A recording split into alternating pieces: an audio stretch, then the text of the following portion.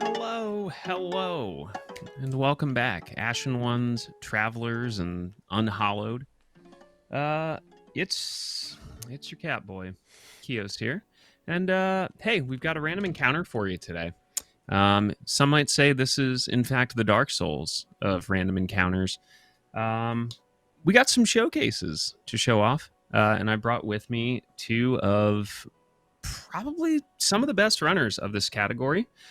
Gentlemen, if you would care to introduce yourselves, feel free. Hi, I'm QueueKyoo. I'm the current any percent world record holder of Dark Souls 1 Prepare to Die Edition. I'm going to be running that category, any percent in a little bit, right after we get the introductions out of the way. But, Dan, would you like Yeah, to introduce I'm yourself? Danflesh. I'm actually not a world record holder of all bosses. So, unlike QQ, I'm not one of the best in the world, but I'm still No, okay. you're really good at this. You're super I'm really dedicated to running good. this. I'm Yeah. really good at finishing runs. Okay, that's like Oh, my kind you're of the thing. best. You're the best in the game at finishing runs. You finished. I think you finished more runs than anyone of all of I us. almost have 150, almost 150 finished attempts with That's Bluetooth. crazy. I think I finished like one when I ran Bluetooth Yeah, a couple see, years like, ago. yeah, I mean, yeah, QQ couldn't handle the No, old boss's length. no. I'm all about that like 25, 30-minute spurts. No, it is. Yeah. It's super good to have both of you here. I know Dan and I have spent time together back in the Near Automata days. Yeah. And QQ, I actually learned about you from, I believe, one or two of Catalyst's videos. So Oh yeah. um, I, was poking around and I realized I don't think we've really had Dark Souls on Limit Break. So I wanted to take the opportunity to get you on here, maybe showcase you all to a different audience, and it's just something personally I think is such a neat. It's a game that's going on what almost 20 years old now, and you're still Yeah, it finding just had new its things. yeah, Dark Souls 1 just had its 14th birthday on Monday last week. Yeah, Yeah, on the yeah, it, Yeah, I crazy. assume so. yeah, 15 years, and there's still new things being hmm found. Like Excellent. I don't know if Dan will be showcasing it, but there was a giant new thing that was discovered last November. That is the kind of the crux of this new 80% route that I'm going to be showing. So I'm really excited. I'm always really excited to showcase it, especially if it goes well. Yeah, I'm good to go whenever, to be honest. Hey, by all means, So, take it away, gentlemen. The show is yours. all right. I'll tell you when I want to start the timer, but before we get started, I just want to explain what's happening in the character select right now. The only things that really matter in the character select are my sex, which it is faster to be male just due to the way that characters accelerate over female. It also affects a couple small glitches here and there, but my starting class also matters because of the level allocation at the very beginning, and the gift matters, which is black fire bombs, because we use those for two bosses. Everything else, very you just use whatever you want. But I'm good to go on when I say go. So 3, 2, 1, go. So before I really get into anything big about this run, I must mention again that this is Prepare to Die Edition. This is the version of the game that both Dan and I will be running today. It is different from the remastered version of the game, mainly due to the differences in glitches between the two games, but also the fact that Prepare to Die Edition runs at 30 frames per second as opposed to 60 for the remaster. Uh, that the 60 FPS actually affects a lot of things, mainly the in-game timer and the way that the physics work in the game. So that on top of the differences in glitches and quality of life things that came with the remaster, they have separate leaderboards. But again, this is Prepare to Die Edition, and I'm showcasing this today. So right now, I'm just killing Asylum Demon with just 5 fire bombs. Just need to throw 2 more. And if you have watched a Dark Souls speedrun in the past, this is all looking kind of normal, just running through Asylum. But there's a very, very distinct detour that we're going to take a little bit further on into Asylum. That's kind of the crux of this entire new category. It's something called ladder warping. And you'll see what I'm talking about in a little bit, but it's going to involve a lot of shenaniganery. I did not reset my indexing before we started. That's fine. Just going to quit out right here. And this is the first glitch of the run. I'm going to load back in, and it's going to break this wall due to my character's stand-up animation. And it actually just breaks the wall without having to roll through that, like have the boulder roll through. So, oh, I got a stored jump there. Oops. So I'm going to have this hollow right here follow me down the stairs, and I'm going to have him. I'm basically going to have to riposte him on a ladder to get my location stored to this exact place. So let's go right here real quick. Drink a Yeah, so flask. like the Punch. the version of the ladder warp that QQ is going to use is pretty damn demanding Yeah, this in is terms of very. explanation, because like it's gonna be a mix of so many glitches. Like it's gonna be transition clip, ladder storage with ladder warp, and death animation. Cancel, like death cancel with the quit out, all combined into one thing. So here you could see QQ successfully performing ladder storage. Ladder storage is basically trying to repost or backstab an enemy while getting on the ladder at the same time. What it achieves is that game thinks that you are in a ladder state, but the game does not update your last stable position while you are on the ladder, and we're going to take advantage of that specifically. Mhm. And up here, this is kind of the one of the problem points of the run that I need to be a little bit careful on. I really don't want to get hit because the game thinks that I'm still on a ladder, and if you get hit, it takes away that state. Okay, I'm very glad that that went well right there. If it did Yeah, not, like then I would have to reload a save. if you have ever encountered ladder storages in other Souls games, DS1 ladder storage is like most fragile one. Like it's super easy to lose. Holy, Mhm. why did he go for a jump attack? I don't know. It's marathon, you know. Yeah. Hold on, one last. Okay, I'm good. Whew.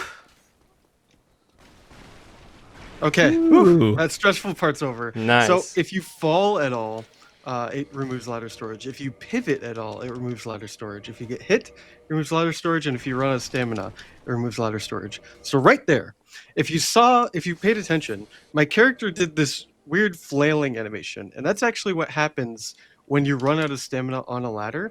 And because of my position being stored on that ladder earlier in Asylum in the game being loaded in above Undead Parish, I just load in and fall through the sky and land right here and just do a slip quit out. And now I skipped like 3 minutes of running and I'm now in Undead Parish. Awesome skip that facilitates a much faster route. This new route is about it's about a minute faster than the previous one, like the previous world record route. So it's really cool. Very difficult to do. I thankfully do have some new pathings that make it a little bit more consistent, but that went well, which I'm very glad. So, Yeah, the fact that you were able to do it first try is already pretty nice mhm, for a showcase. yeah. So right here, I'm doing another very big skip in the game. Some of you, if you're familiar with Dark Souls speedruns, might know about it. It's Sen's Gate Skip. So right here, I'm riposting this hollow right at I accidentally indexed menued it a little bit too far, but I riposted him in a way that it shoved my character out of bounds and put me into a death cam state. And when I'm in this state, the game thinks that I'm dead, but I'm not dead. So I can just continue running around and actually go to Sen's Fortress, and the gate won't be loaded. So I can just run straight through. And controlling this is a little bit finicky, just due to the fact that you do have tank controls and you can't see anything. As you normally, there's supposed to be a bridge here and you can see your character, but you can't really see that right now. Um, So I'm just going to continue running, and as you can see, I run straight through, and now I'm in Sense Fortress. And when I load back into the game, I'll have skipped having to ring both of the bells of awakening, and I can just run straight through. I do have to go ring them later for access to Firelink Altar, just because you need some kind of access to Firelink Altar in order to actually beat the game. You can't just go to Inerlanda and get the Lord Vessel and beat the game off of that. You need some way to access it. So I'm just gonna past him. And normally, Sense Fortress is kind of lax. It's usually very cycle dependent, and this is kind of a lot of runners like little break time at the beginning of a run. It's very, it's the same every time, thankfully. But the Iron Golem fight in a little bit. I don't know if Dan's going to be doing a similar version of it, but it's kind of intense. We do a new kill with fire bombs, and in order to completely knock him over, we pretty much don't use weapons. I do hit him with this weapon that I have in my hand once, but that's pretty much it. And in the hallway a little bit before this, I did do a little jump and then some menuing. I was actually setting up another glitch called move swapping. As you can see right there, I did a little running attack, and instead of doing an overhead swing with my club, I did a little thrust. And why that is because my reinforced club currently has the running attack, the rolling attack, and the plunging attack of the weapon that is in my right hand. Because my club is two-handed in my left hand. Normally, the game doesn't have uh, those dedicated attacks for two-handed left-hand weapons. Um, so it just borrows the data from the weapon that's in your right hand. In this case, I being think it's rapier, not just two-handed weapons, it's just left-hand weapons in general, since you Yeah. can do a running Yeah. attack with left-hand weapon. Yeah. Yep. So you can also do it with like heavy attacks. Ooh, oh, Gentleman Bob. Wow. Damn. All right, I need to focus a little bit for this. That was nice of him. Normally they're in the way.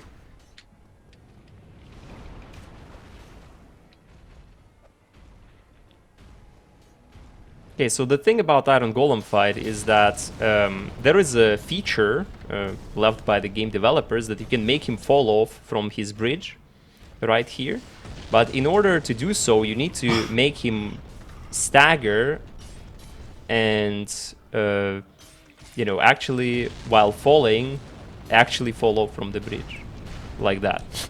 The Yeah, I missed difficulty one of the here phrases. is lack of damage in this route.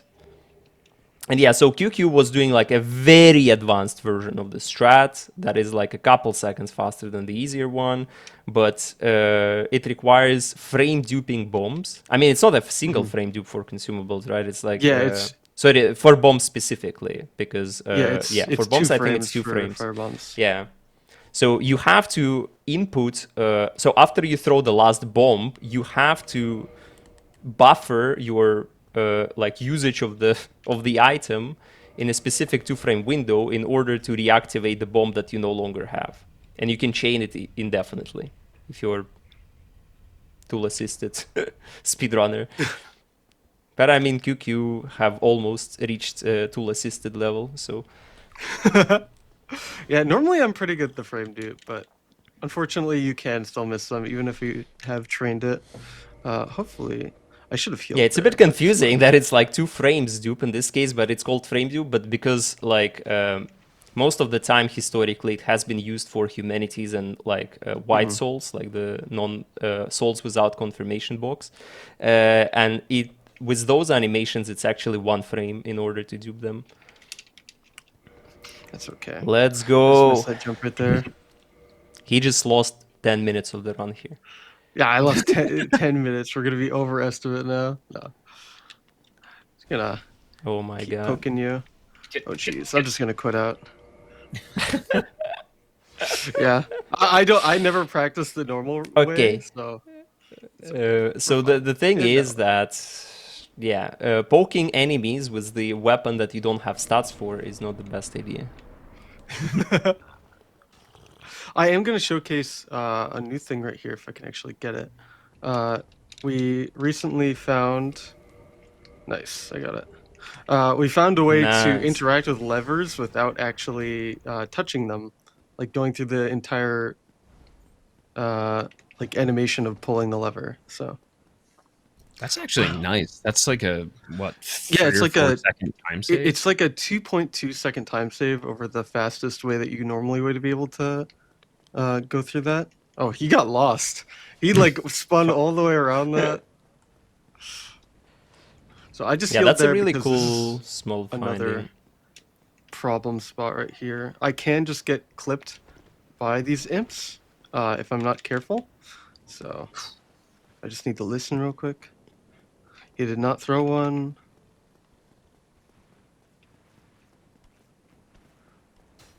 Okay. Let's roll this. Okay. I'm just gonna... Not that. I do not want to put that on. That's too big. I'm not strong enough for that. Right. Oh, you no longer do the move swap. Yeah, I'm just doing it because this is easier than move swapping and risking dying. Because if I you miss see. the move swap there, you can just like go through the attack animation and then he just shoots you and you fall off and die. Ugh. Yeah, That's we don't you want can't that. Damn, I've never. I've never missed a move swap before. Um, so Yeah. that was Orlando. It's a lot of running, and that last segment can be a little bit tricky. Um, but actually, hold on. I don't want any endurance.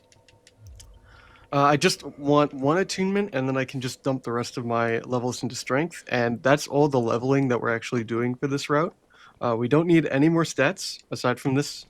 We actually only need 11 attunement, 12 attunement, and 27 strength. But a lot of people get mad at me when I only use 27 strength and don't use any of my extra souls. So I've decided to just dump all of them for the viewers' sake. So now we have Damn. our main weapon of the route, the Dragon Tooth, which is very, very strong when in combination with move swapping. You'll see that in a little bit, and I'm actually about to showcase another big glitch in Dark Souls 1. You're going to see it a lot, I Oh yeah. think, in the All Bosses route. More Um, often, for sure. yeah, more often. It's called an AFK glitch, and if you wouldn't mind explaining that, Dan, I would really appreciate that.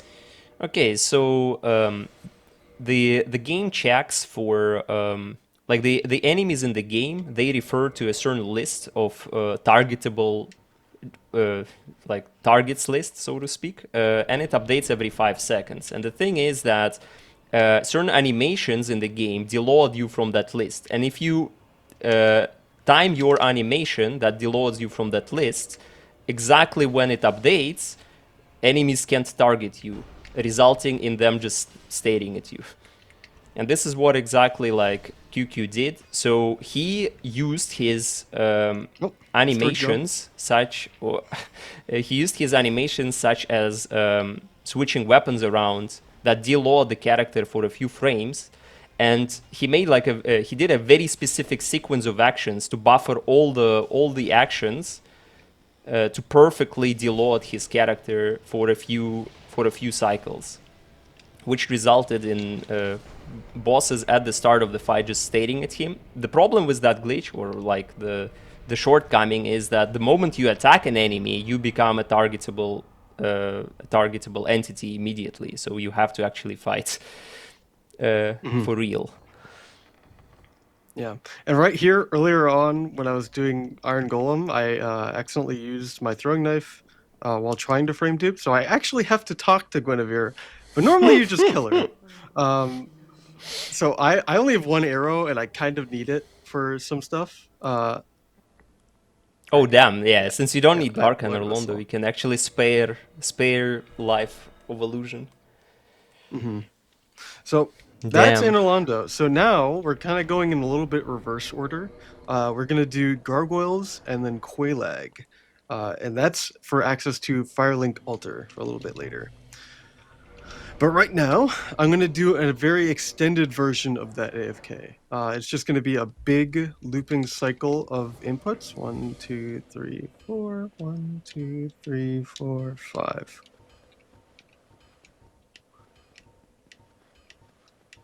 1, 2, 3, 4.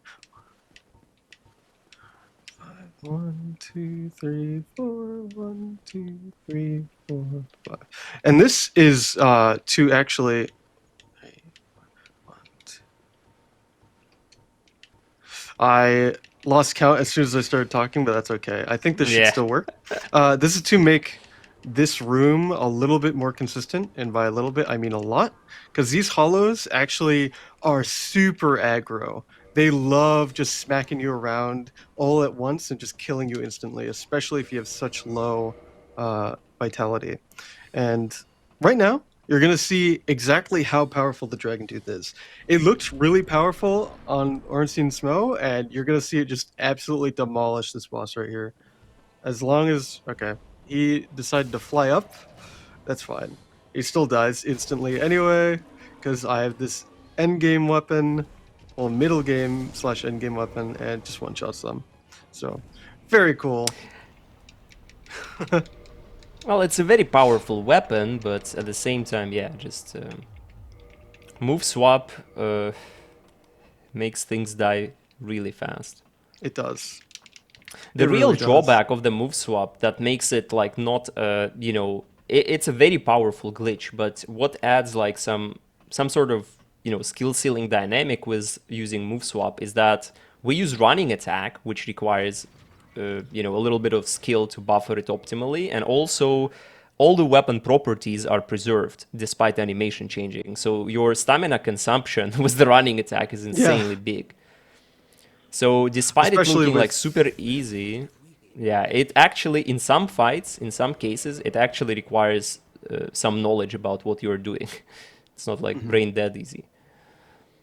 We actually killed the Trek there for a reason. We actually do want the Firelink Shrine bonfire to Yep. be active. And if you kill Quelaag and Gargoyles without having killed the Trek, he disables that bonfire by killing the Firekeeper.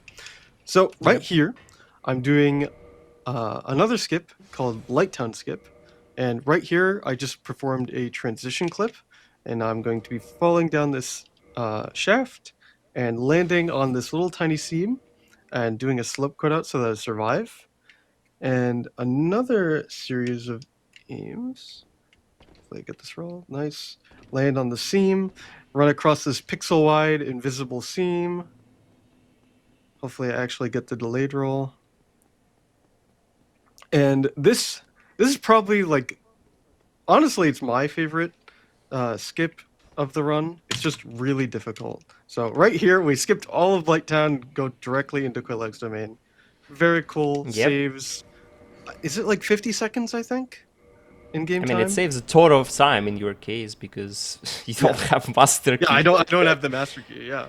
Yeah, so he cannot access the shortcut normal way, the shortcut to Blighttown. Otherwise, he would have to fight the Xylem actually. With the master key, if he would skip the Blighttown skip part. But yeah, Blighttown skip involves like the combination of different techniques such as transition clip. The interaction on like landing on the ground and surviving is the same as with the transition clip from the Asylum with the ladder storage and ladder warp. That game for some reason cannot, well, not for some reason, but it cannot calculate the fall damage because of no reference points to calculate it from, but you still get the splat animation, but splat animation kills you with the delay, so you have like half a second to quit out with your position being stored It's at the very bottom. nuanced. Yeah, it's like when you try to like it's just a combination of like many little things that combine together just give you a possibility for this to be viable. It's I did a pretty whole presentation nuanced. on it for a presentation night with my friends, and it was like a half an hour long presentation of how it works and why it works and the history of like how everything was discovered for it. So it's very complicated, and we kind of just breezed right through it. But It's like, yeah, basically the thing that you see is like super, like a millimeter of an iceberg of what is actually happening and what it took for people to figure it out in the first place. So right here, I'm actually doing the pretty much final glitch of the run. I'm going to do a very... Oh, I'm not sprinting for... I was holding the wrong button. Okay, no, my controller actually just stopped working. That's what it was. Hold on, I need to go back over here real quick. Interesting. I looked down and the light's just completely off on my controller. I have been having issues with my controllers too. I swear there's something in the air. Everyone I know is like, yeah, my controllers are just disconnecting. Damn. Heck. North America is being jammed.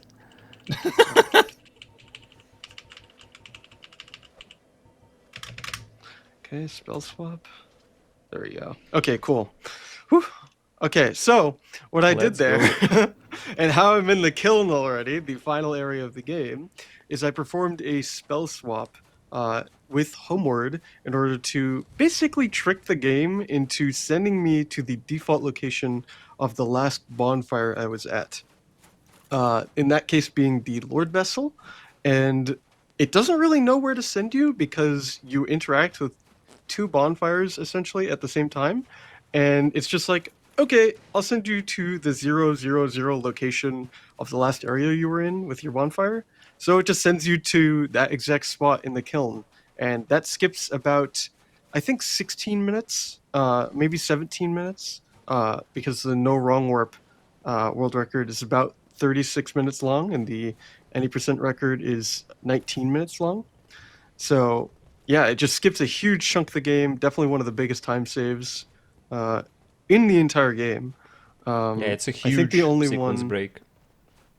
I think the only one that can really compare is like Sense Fortress skip, which just skips all the way to Anor Londo, but that's only a New Game Plus thing. So let's go through here. And now we are going to be fighting Gwyn. So this should just be a stagger lock.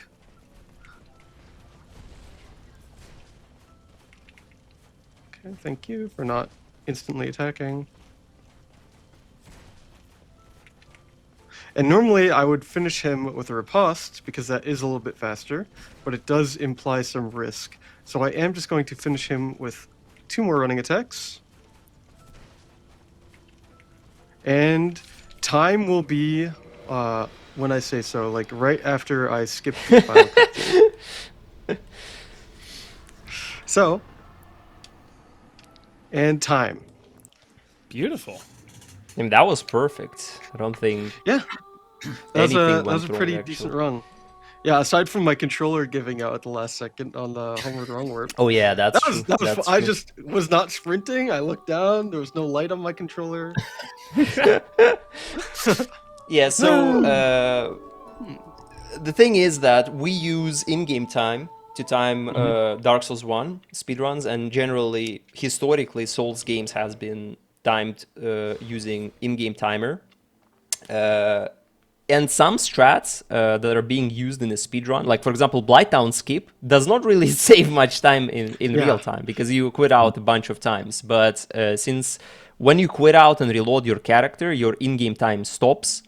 We can, since we're using in-game time as our timing method, we abuse it as much as we can in order to get the fastest time. Yeah, and as you can see, it's a 21:57. That's actually a pretty good marathon time. That's I was pretty gonna good. say that's really Oh, that's yeah, really man. Yeah, good. I think that's that's like 16th or 17th on the leaderboard or something. I'm happy with that. So, You yeah, should be. no, Yeah. I think Yeah, that wasn't- I think that yeah, that's Dark Souls 1 any percent. You're gonna see a much longer version of it in a bit. Oh, not of any percent of old bosses in a little bit. I mean, it's Uh, gonna be any percent. I mean, Just, technically, it yeah, is any much percent. much Yeah. longer version indeed. Excellent. I technically yes. Listen, it is technically correct. The best kind of correct. But no, thanks, Q. Yeah, no, I'm just like always blown away. Like it's I think the first time I ever saw Blighttown skip, I was like, this is like the cool stuff of speedrunning. Like this is like the stuff that really interests me. Especially like you mentioned how there's just like such community involvement, especially with games like this, of like the refining of strats. And like even for me, like I've watched Dark Souls speedruns for a while, like I'm still kind of new to seeing like the wrong warp being performed at Firelink Shrine, because like for years it's always been right at the railing at Undead Parish. Hmm. That's still typically where it's used in like the remastered version of the game. It's just with this specific setup, we have to do it on that little tree branch because we start with cleric and don't have the pyromancer flame. Uh, True. yeah, for that one we have to use a combination of the spells force and homeward in order to actually cancel the force spell. Well, like in order to actually do the wrong warp, we need to get like a tiny bit of momentum going off of a ledge, because if we just use the spell, we can't interact with the bonfire in time. Like our character just is not able to move around. But with Fireball, which is what Dan is going to be using when he does homeward wrong warps, because he is also going to be using that in his run, um, you can kind of like walk around or interact with the game while the game is still warping. So it's all Yeah, it has any to do percent with is a the... very tiny version of all bosses. Yeah, I mean, that is actually not true, because you don't kill all the bosses in any percent. But I know it's a very uh, tiny version. I mean, is it a version if it's like not an all bosses in the essence? Well, anyway, yeah. When it comes to spell swapping, yeah, it's important that you are able to use the spell that you're trying to spell swap from, like the one that you use, the spell that you use the animation of to perform the other spell that you spell swap. And in the case of cleric, yeah, you have to use force, which doesn't end fast enough in order to sit at the bonfire with the homeward effect, unfortunately, and you need to do the insane animation cancel. Big shout out to Androv, I think, who found the buffer strat, I would guess. Yeah, the one that I did. And that, generally, like cheat code. Yeah, the insane buffer strat from a bonfire stand-up animation. It's like super neat. Excellent. But yeah, Do either of you gentlemen need a break, or are yeah, we I need ready? to refill my tea. Okay. All right. Well, why don't we chat? Take a minute or two to stretch. We are gonna get ourselves set up on our end so we can get Dan's run going. If you haven't followed or at least taken a look at both of the runners we have today, QueueKyoo and Danflesh, I would highly recommend checking them out. They were super accommodating for me for joining us here, but would highly recommend giving them a look. But for now, stretch, hydrate. We'll be back in less than 5 minutes. Get yourselves comfy and enjoy the break.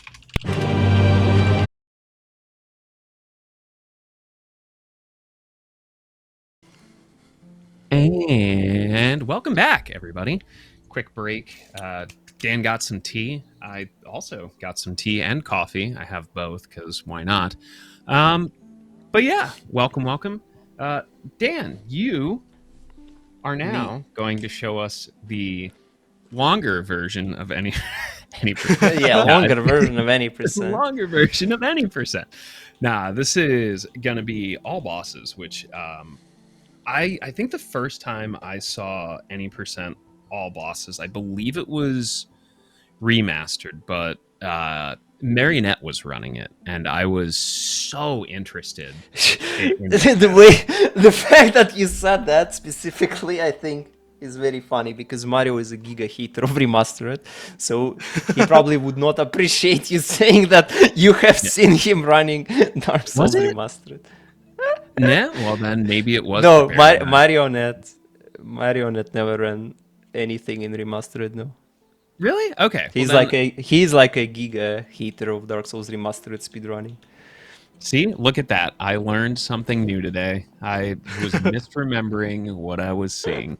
Anyway, we'll let you take it away. Best of luck. And hey, showcase. Showcase, showcase, showcase. Yeah. So as QueueKyoo mentions, the things that matter in the character creation screen is like sex, which is male because, yeah, so females have different dupes and confirmation box dupes, which is a problem. This time starting class is Pyromancer. And the reason why we start Pyromancer is, I wouldn't say convoluted, but there are two factors to it. First of all, his armor is perfect for setting up air rolls, which we'll talk about later. And also, he starts with Pyromancy Glove and Fireball, and this is our ultimate tool for Homeward Wrong Warps with Spell Spot. And the gift is, yeah, Black Firebomb, just like in QQ's case, because, well, you kill Asylum very fast this way, and we will utilize Firebombs for some other stuff as well. So yeah, let's get started. 3, 2, 1, go. Good luck. Thank you. My Asylum is going to be a little bit different from QQ, since I don't need to do the ladder warp at the start. Generally speaking, our goal in Asylum is, yeah, just to pick up Pyromancy Glove and get out of there as fast as possible. The Bluetooth, which is the name of the current All Bosses route, has been updated recently with slightly different early game. I am not gonna do the Anor Londo ladder warp. And also you can see my cursor on the screen that I'm gonna put right on an arrow in the menu, and that is a setup for a glitch called prompt swap, which I'm gonna perform at the Undead Merchant in Undeadburg. Prompt swap allows you to purchase things that you don't have enough souls for example, and also it allows you to carry over quantity prompt from one item to another, and that is what we are going to do in our case. But yeah, the reason why it works is that yeah, if you press left mouse button at the same time with confirmation of an action, it will actually just, yeah, change the item tab and also confirm the purchase, so you will be able to purchase an item from a different item tab. So here I also performed the quit out right next to the wall. I'm not gonna get hit by a boulder, unlike QQ. Ooh. You're calling me out? But yeah, yeah. I'm gonna pick up Pyromancy Flame. I did like a little roll here before going in. Nice. Before going in, because the reason for that is to actually produce noise to aggro Hollow faster.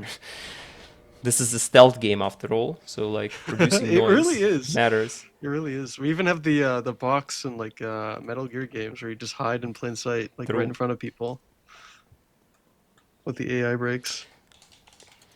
There is a little attack that QQ also did, which is opening the controls menu. What it does is like it cancels out the entrance message in the Lord run, and that way we can start sprinting like half a second faster or something, like a very, very, very minor thing.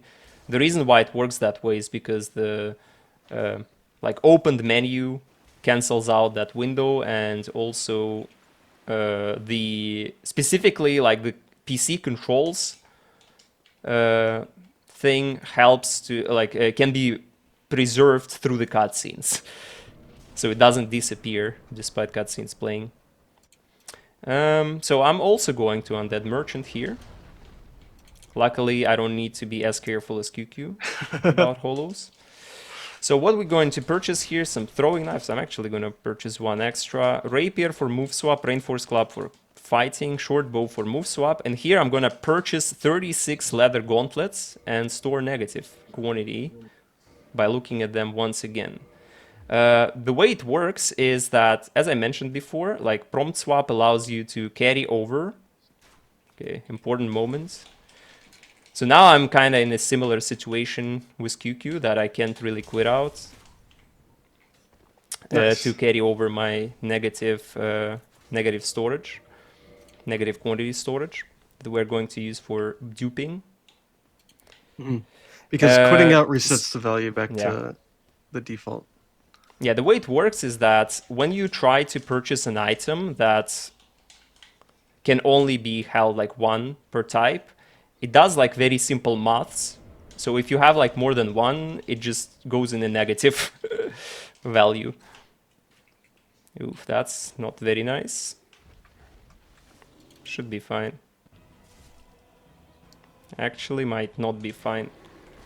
I think you got Yeah, this. the backup classic. right here. Yeah. Nice. Nah, that's Should fine. fall after this. Oh, That's yeah, he still that's died. There he goes. easy clap. So this fight is a little bit of RNG. The reason why it didn't work particularly as it, like if he would do any other attack after the first attack, he would die without any issues. If I wouldn't get hit by an arrow randomly, Yeah.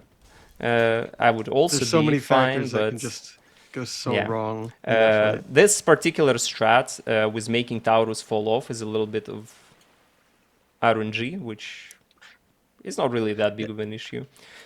But yeah, because I died before performing negative brightness dupe, I need to go to Undead Merchant again and look at my leather gauntlets. Yeah, you have to in his remind your place. character that you actually have like a negative value. Yep. Okay, so we just look at them, and that perform like since I have a version of leather gauntlets that are like 36 of leather gauntlets, despite being one in inventory. It's like some internal value, like some internal quantity that they possess, and also that affects their weight, Super heavy. but doesn't affect defense. Unfortunately, that would be funny. Yeah, just have a stack of like 999 Havel armor. Yeah. So here I'm gonna perform brightness dupe, which is drop item minus 35, and now I have a lot of fire bombs, 40. So how it works is that actually, again, very simple maths being concluded. If you drop a number that is negative, it subtracts a negative value and it surpluses it. Some simple maths with From Software. Easy as that.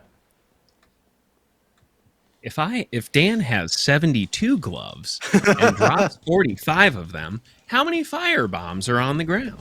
I didn't realize we were doing standardized testing. No, No, not again. Yeah. that's it. I've tricked you all. This isn't Dark Souls. It's math. So here we'll lure down the Drake in order to run past. And I'm actually going to perform first AI break in this run. Hopefully successfully. The funny thing is that for the first AI break, you actually use like invisible equipped empty slots in hand. That's a funny one. Yeah, your character by Every default just has character- like yeah. a fist. Like it appears as nothing, but it's like just your fist. So you're unequipping your Yeah. hand basically. Yep. But yeah, we're activating elevator here in order to get to Stray Demon later on. But for now, we're gonna go for Sense Gate Skip, just like QQ did. So a little nuances about Sense Gate Skip that can be mentioned is that the death cam is like the reason why death cam stops loading in things is probably due to the fact that you're supposed to die right after. Oh, I actually forgot to enable my rebind cheats. Okay, give me a second. Let me get in a safe space and quickly activate my external rebinds, because I started doing a little bit of different delayed roll binds. Oh, nice. So I Yeah, rebind my normally sprint button. a lot of people use Steam just to like have rebinds like built in, but some people don't like running Prepare to Die Edition on Steam. Sometimes we like to just run it as is, just to eliminate a little bit of lag. And we use a couple third-party applications like I mean, ReWASD, actually, which I don't use Steam because I just don't know how to use Steam to rebind keyboard inputs. So I'm using external software only for that reason, since I'm playing the Steam version actually. If it makes you feel yeah. better. I A wrong so guess. I've been streaming for a time. And I was going to set up for my GDQ run, 24, 23, I don't even remember. And I get my stuff set up. I'm like, yeah, I'm going to do my thing. And they're like, hey, can you turn off the Steam notifications when people like log on? And I was like, yeah, how? Been using Steam for well over a decade, never figured out how to turn the notifications off. I thought just everybody left them on. Apparently, no, that is not the case. Oh yeah, you can you can turn Yeah, off you can the definitely get overlays. trolled by random people while doing that, so I understand why Yep. they would want that Yep. off. Yep. Okay, so unlike QueueKyoo, I'm not gonna do the Giga Advanced strat with the Black Firebombs and Reinforce Club, because I have to dupe my Firebombs anyway in order to have enough for some other stuff. And so yeah, there is no need for duping Yeah. Firebombs with 2-frame dupe. Yeah, normally in order to do the fight, you need, I think it's 9 in total if you're just using black fire bombs. But if you have a reinforced club, you can get away with using 8. But since he's able to just dupe a bunch of black fire bombs, you can do an easier version of the fight. It does have some variants as well that can make it a little bit annoying Right. if you're not prepared for them. Oh, But I didn't get the homeward bone because I traded with Taurus. That's funny. Okay. Well, I'll need to have some you can dupe little more later. workaround around that. Well, the problem is that I don't have a bone for warping away from Guinevere, so I'll need to take the bonfire after Guinevere.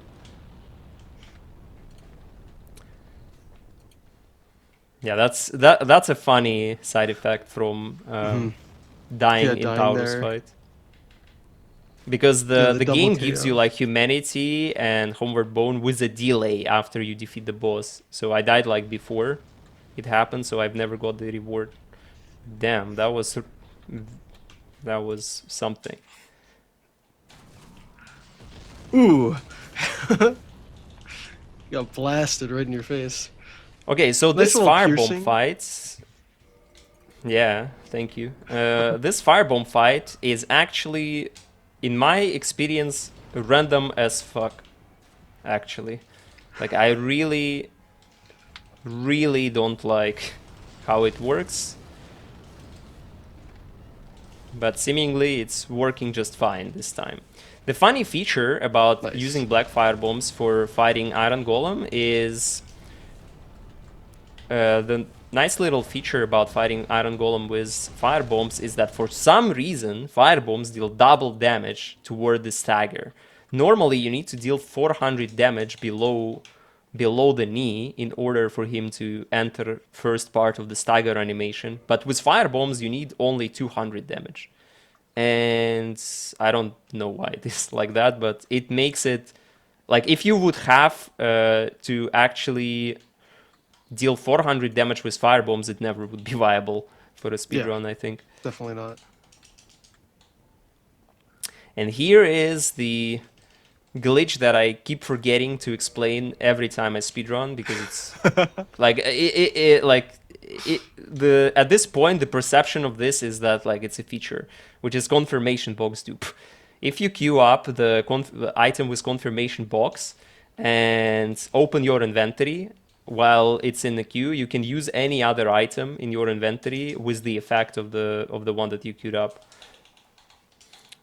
Which in this case we used Estus in order to get the effect of Iron Golem Soul, which gave us quite. Ah, he has longer weapon. No.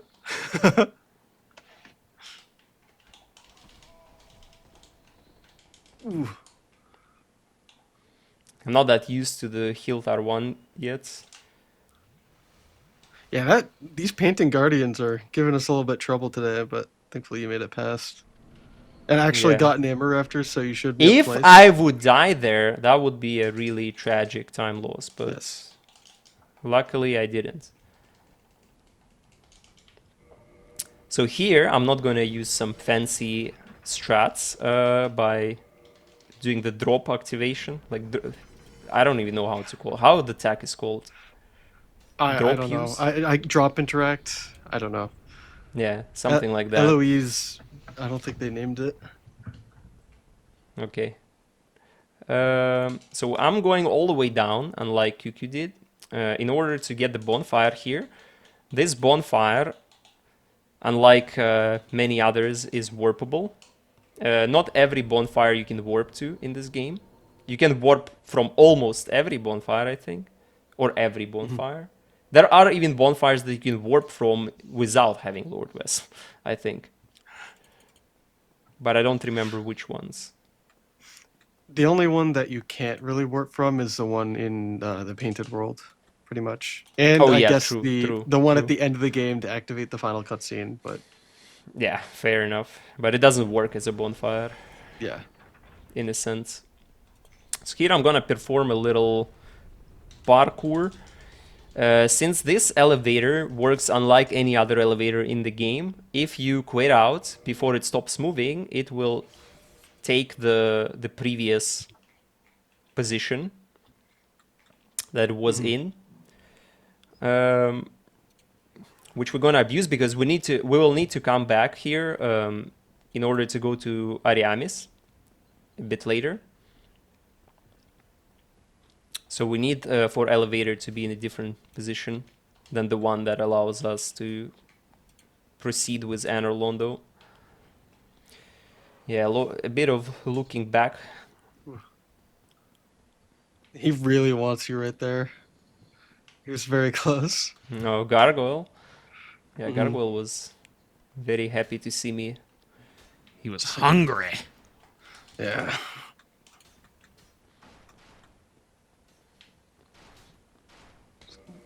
Oh my god. Yeah, this is exactly not how all of this is supposed to work, but I'm just lucky. Ooh. Oh my. That was very close.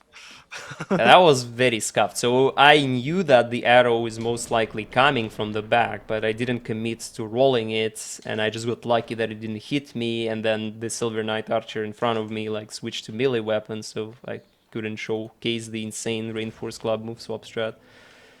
I'm gonna take a safe bonfire here before Norstein Smoke in case I die. Oops. And I'm also going to use Dragon Tooth for the rest of the run, just like QueueKyoo did. For a very long time, DS1 has been using magic in the late game, but for the past few years, with the strat developments, we finally managed to make full melee routes succeed. Yeah, Dragon Tooth. Especially, yeah. Unupgraded, it was Go really ahead. powerful in any percent, but like we actually are able to upgrade it because we go see more of the game. So you'll really see later on how powerful it gets. Like at +5. It gets pretty damn powerful, yeah, with the +5. There were like certain boss fights where it was not very good choice of a weapon, but like if you think that Dragon Tooth is a bad weapon to kill Butterfly, I will make you think otherwise. Yeah, that strat is sick. I'm excited for you to show it off later. Yeah. So right here, he's doing the AFK glitch again. I don't know what frame entrance that was, but right now, That was fast one. if we explained it a little bit earlier, but essentially, the bosses don't actually know, like when he was walking up, they never registered that he was actually there because he toggled on a very specific frame that unloaded his character from the queue of being detected. So he's gonna have to do it again, so you'll be able to see it a second time. But he's just able to, if you continue the sequence that he does, like the toggle sequence, you can just stand in front of him ad nauseum forever. Yeah, Like just forever. keep toggling back and forth, like 4, 5, 4, 5, and they will never do anything to you. They will just stand there, maybe have a little chat with you, just don't care until you attack them or stop doing the sequence. So they're really entranced by dancing. So let's see if this works again. Yeah, that was Oh, you didn't have the unlucky. fist slot. Yeah. Unlucky start with the Smo, and then I just messed up rolling. Yeah, even with the AFK, attack that fight from- can still be an issue.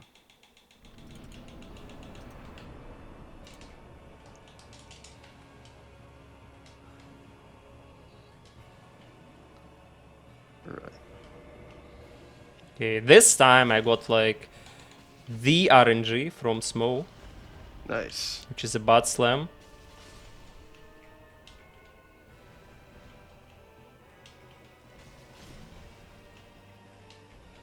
Yep, and the running attack of this Dragon Tooth is applying its poise damage twice. My God. So we're just infinitely stagger locking him. Except for that little jump that he does, which just has a bunch of hyper armor, but we can just stun lock any boss that has poise pretty much.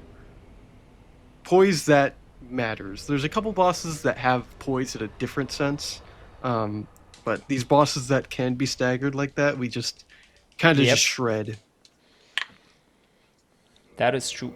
The stagger locks are really strong with the...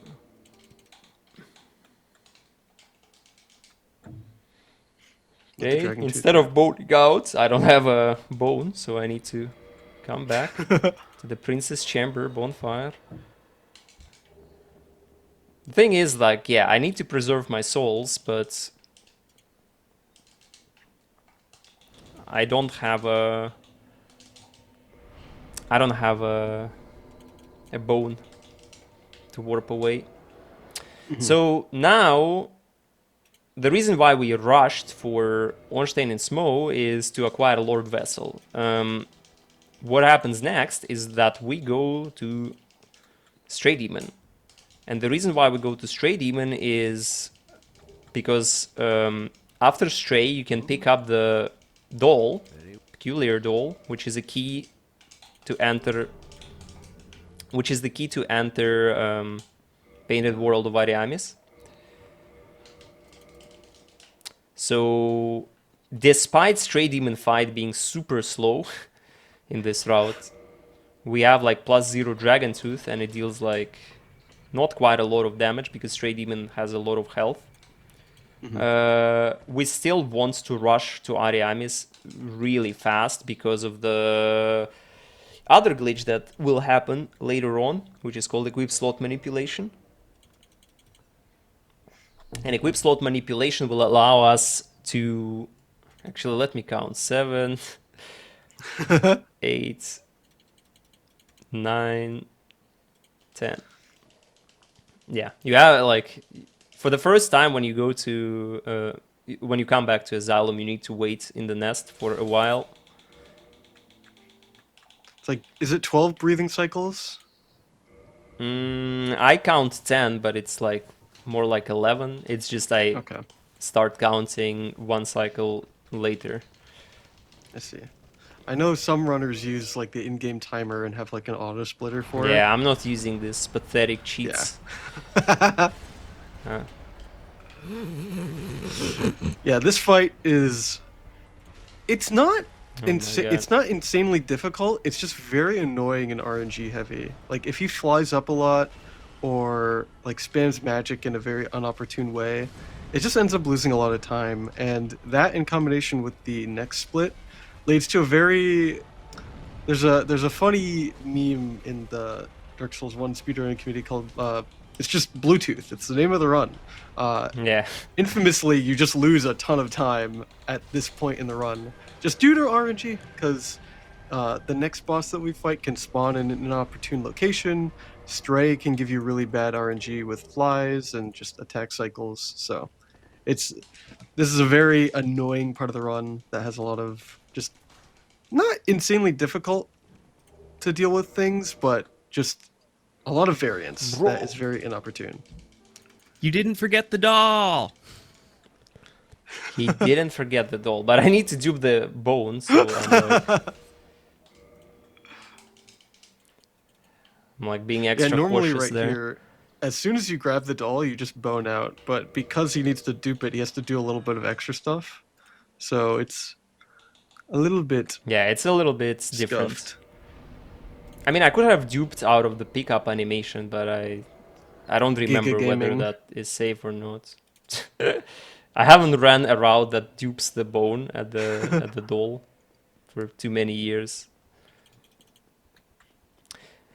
But yeah, now we go toward Ariamis in order to acquire most useful item in speedrunning of DS1, which is red soapstone. The invasion item. Which can, yep. yeah, the invasion item. Despite that, we're playing in offline. Like you must play in offline to compete on the speedrunning leaderboards. The reason why we need red soapstone is because it shares the same item ID with the red tier stone ring that we're not picking up in this run. And by using glitch called equip slot manipulation, which allows you to equip any item in any slot, by equipping red soapstone in the ring slot, like the game will think that we will have red soapstone in the ring slot that works as red tier stone ring, basically. Like with the effect of red tier stone. Like game will think that it's a red tier stone ring, but it's red soapstone. It's DIY red tier fact. stone ring. Yeah. You literally make it yourself. The little issue with picking up red soapstone, is going all the way up the spiral stairs with a few unfriendly crows on the way. And then I'm gonna perform a thing called plunge.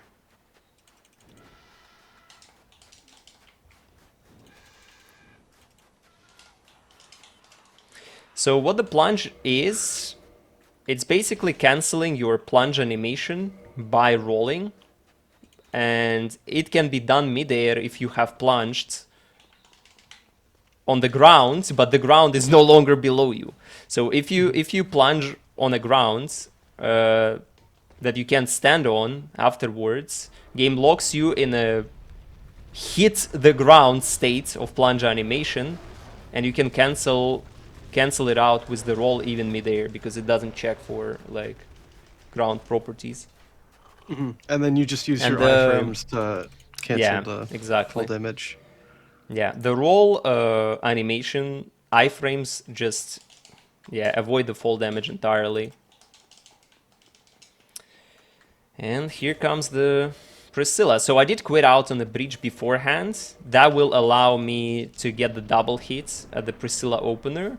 Then I'm gonna use the insane Giga Mega smart Androv strat with the lock one. By standing in a certain space, you can guarantee knowledge of where Priscilla has teleported with your lock on. I'm just gonna get the fight done. That was a pretty good spawn, so nice. Yeah, that was a decent spawn. So now I'm gonna level up some more endurance, and I need to make sure I level up the exact amount of endurance because the glitch called air rolls requires, in Prepare to Die edition, requires a very specific conditions. But for now, what we're gonna do is we're gonna purchase 999 arrows from Andre, then we're gonna store the quantity of 999, then we're gonna use confirmation box to carry over the quantity of 999 to purchase 999 pikes. And then we're going to look at these spikes later on to store the negative quantity of minus 998. So the reason to purchase 999 pikes, because for negative dupe that we're going to perform slightly later on, we don't really need minus 998. Like, we can use much lower quantity. But for equip slot manipulation, we must overburden our inventory. It's a leftover mechanic from Demon Souls. Yep. And by purchasing 999 pikes, our character is no longer having enough space in inventory to unequip stuff. But for some reason, like, I'm not sure why exactly it works like that. Like, why only unequipping the first ring slot works like that. That it can't put it back in the inventory. But yeah, specifically with the ring, when you try to unequip that ring, when you don't have space in your inventory, it gives you like a dialogue prompt, and some mega convoluted shenanigans happen afterwards. I'm not sure why it works like that. Like, there is certain correlation between item slot that you try to address during an anime. Like, I don't know, man. Like, I'm not gonna try to explain this, but basically it allows you to equip any item in any slot if you know what you're doing. And as a result, we have equipped red soapstone in the ring slot, and game perceives it as a red tier stone ring, which is the ring that increases our damage a lot. It essentially doubles our damage, even though it technically shouldn't. They did nerf it in subsequent games because it's so strong, but when we're in this state, we're going to deal a ton of damage. So he's going to do another delayed roll right here and do Hydra. And this is kind of a very intense segment, if you're not... Very intense, but not in the sense that it's supposed to be. Oh my god, man. Yeah, this is Okay, a very difficult kill. Not even a boss that we need to kill. Well, the hardest part of this kill was an ability to press jump attack, unfortunately, that I failed miserably with. And then I got mega wrecked. So there is like a good strat. It's just an execution based. But what happened is, after I failed jump attack inputs, fight went off script, and I could no longer be sure how Hydra is going to attack next, because Hydra can attack differently relative to your current position. Like, it can attack more sideways or less sideways, and I just got shredded by its attack because of that. Yeah, this route is very difficult to even complete runs in, so showcasing it, like, something is bound to go wrong, and this is like one of the things that definitely could go wrong. So dying once here is not a huge deal in the grand scheme of things. So he will have to go back and this is how... get negative storage again for the pikes, so that he can duplicate his upgrade material later.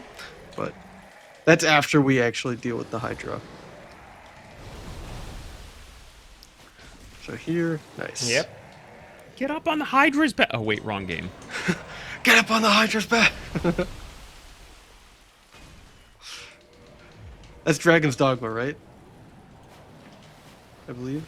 Yes, exactly. Sleeping Dogs. Love that game. Yes.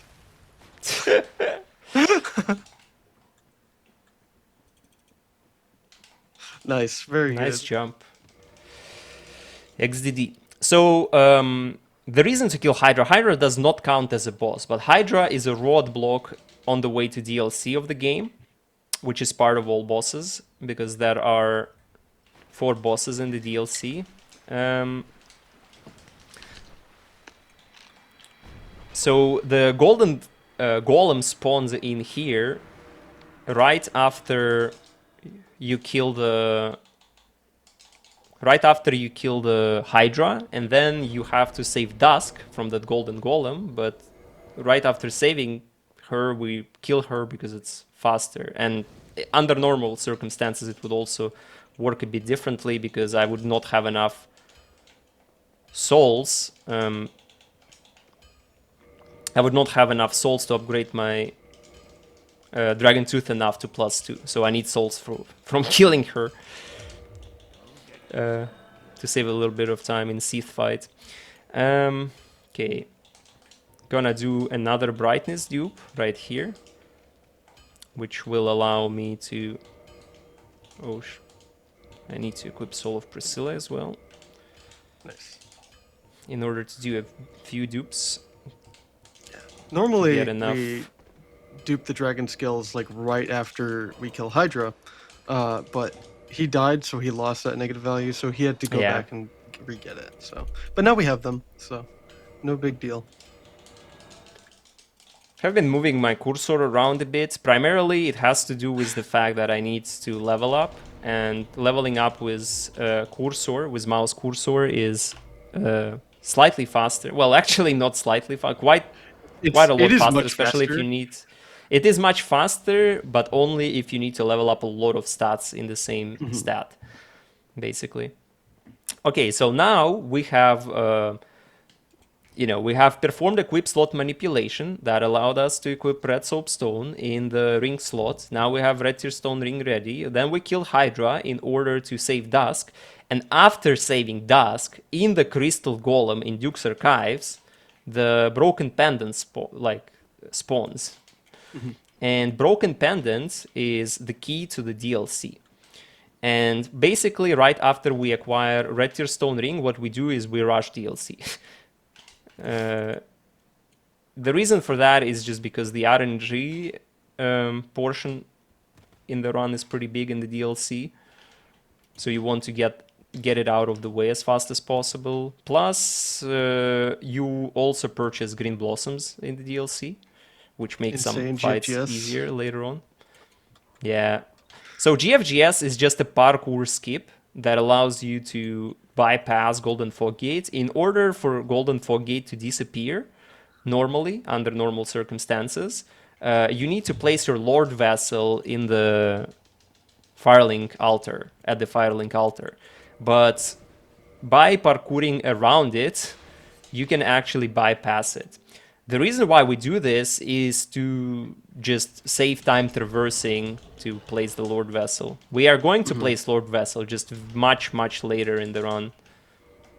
Yeah, doing this allows us to skip having to ring both of the bells, even if we are going to kill those bosses.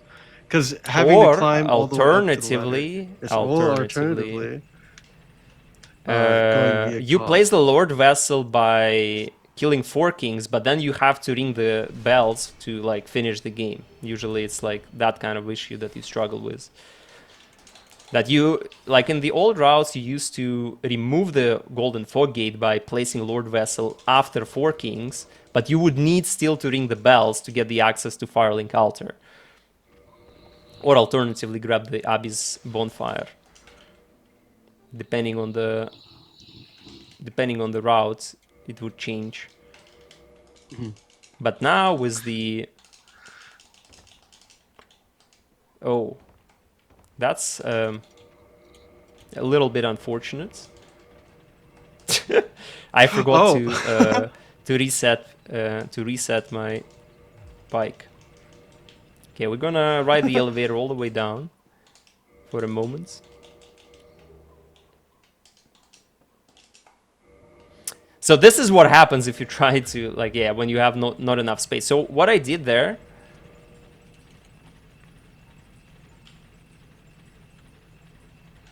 What I did there was dropping the pike on the ground and picking it up again, and that way I remove that quantity storage information, the fact that my pike is 999 pikes. Now, after picking it up again, it becomes just 1 pike. And this is the first time we use air rolls. Before air rolls, I perform a specific setup in order to get in out of bounds using the elevator. That is called upwarp, elevator upwarp. And basically all the elevators, they have a standard position, so to speak, where they load in at first, but then they check for where they should be. And if they should be in a different position, they get teleported all the way back. Like they get moved all the way to where they should be. And in this case, the elevator spawns at the bottom, then it checks that, oh, I need to be at the top, and moves all the way to the top. And it moves our character together with the elevator, basically, which results in upwarp. The thing I did afterwards, the air rolls, I had to just equip a very specific list of items to acquire it. Give me a second. I'm gonna do some other thing Oh, okay. called slope quit outs. That's crazy that you went for Holy. that. Nice. Yeah, very nice, XDD.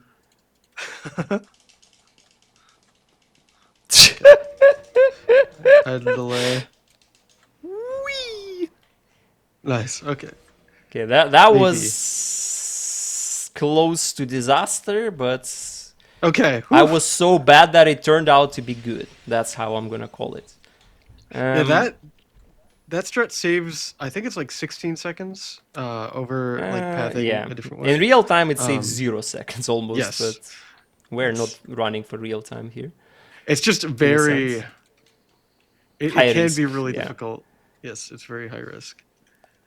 It's a very high risk strat, and the problem is that if you fail it, you die, and you have to run all the way back from like Anor Londo back to You have to Crystal do the Caves. golden and fog that- skip again. You have to do the upwarp yeah. Duke skip again. It's a very long run Oh back. my god. What is this? What is that clam? Mr. Clam, get out of here. You weren't invited to the party. He was not, but he showed up regardless. Yeah, like that was a very weird clam because it was pretty delayed, I would say. Oops. But yeah, normally they just so show for up the in- air rolls, yeah, it's just all about configuring a very specific weight, which is like 25.00008 or something, and it has to do with like character weight calculations. He's doing another very advanced AFK setup right here for Gwendolyn. Normally, Gwendolyn just teleports constantly back through the arena, but we're able to bypass that by just making Gwendolyn AFK, and then he's like, "Oh wait, you're here?" Oh, and then you kill him. So Yeah, it's also the fact that running attack. yes. Well, I mean, I also guess staggers. stagger, but you can actually kill no stagger. Yeah. Yeah. I just realized you can kill him without stagger as well. The thing about air rolls is that with the air rolls, yeah, you need like a very specific weight load, and what that weight load achieves, it allows you to perform a mid roll of lightest tier. So it's like it's a leftover kind of tier that was never meant to be used. I think Androv, when he tried to explain it to me, he said that they just copy pasted like the light roll tiers most likely. And the thing is that in light roll, you have a specific tier for 0 weight. So basically, the reason why air rolling works is because it allows you to chain roll into the other roll before protection, like before the fall state appears, basically. Like just your roll animation is shorter than the amount of frames that you maintain the anti-fall effect from the roll, which allows you to just infinitely chain rolls while you have stamina. So we have entered DLC. And the first boss of the DLC is Sanctuary Guardian, which is a huge RNG clown fiesta, potentially. Most of the time he's fine, but yeah, just as I said it, this guy decided that he really likes me. Oh man. Yeah, this is this fight is very annoying, especially if it goes like this.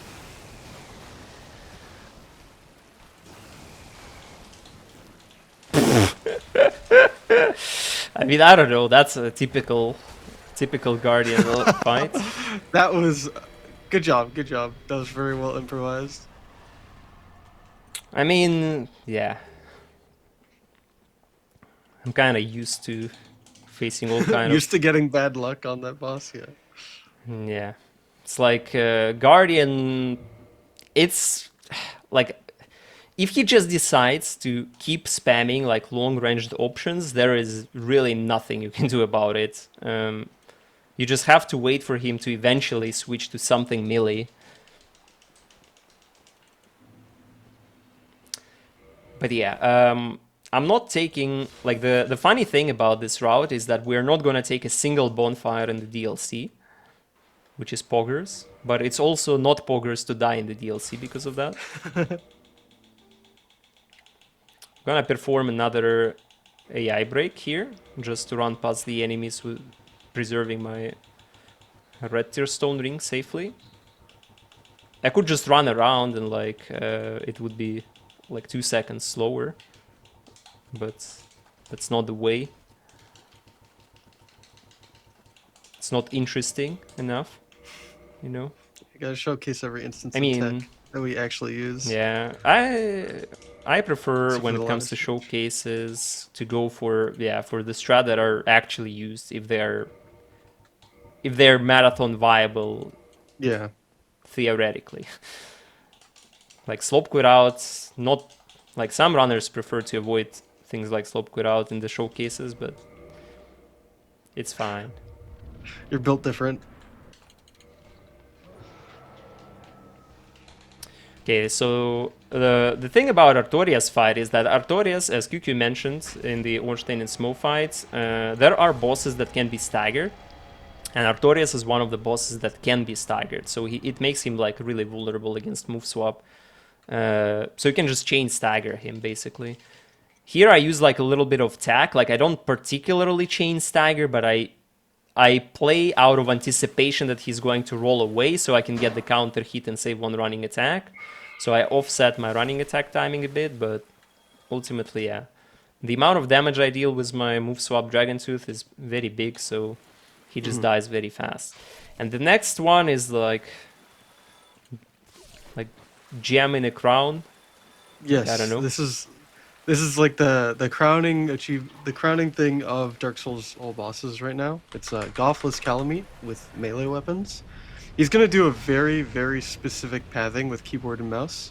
Well, specifically keyboard, to Yeah. actually get to line up an attack very precisely on Calamite's tail, because Calamite's tail is actually low enough at the beginning of this animation that you can hit it with a melee weapon. You'll see right here, hopefully, that he gets a double hit on the tail, even though he's flying, has not talked to Goff at all, has not done the quest line to get him down, and we can just kind of do a chain of hitting him through this cycle over and over again until he dies. So right now he did a little couple shrug setup to time it so that he knows when Calamite is about to come over. The timings of when Calamite actually does come do vary.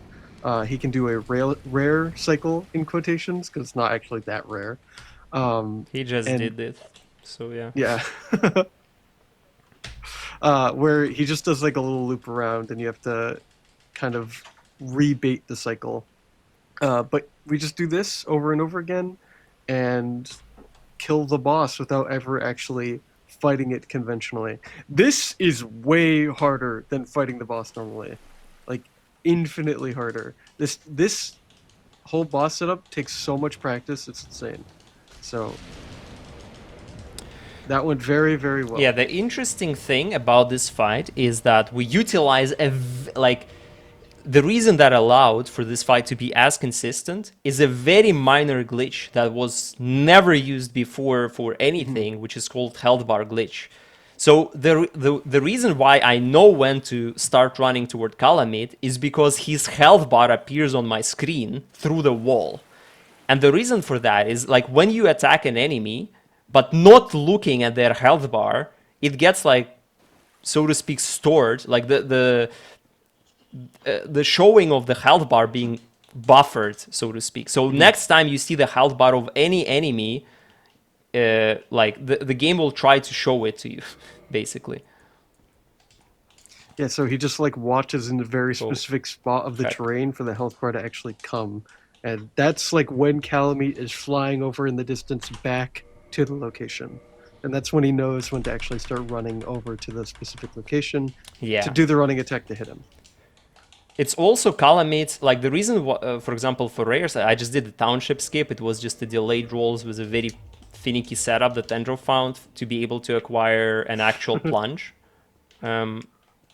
You can do this skip with fall control, air rolls, or with just a lot of stamina, I think. Right? Yeah. You need a lot of stamina. But yeah, we use the plunge here to just be able to perform the skip without having a ton of stamina or fall control. Shoutouts to Andrew. I mean, there are a lot of things that Andrew contributed in this route, like Yeah. I mean, this skips literally all of the township and just you get directly to Manus. So it's a really cool fight.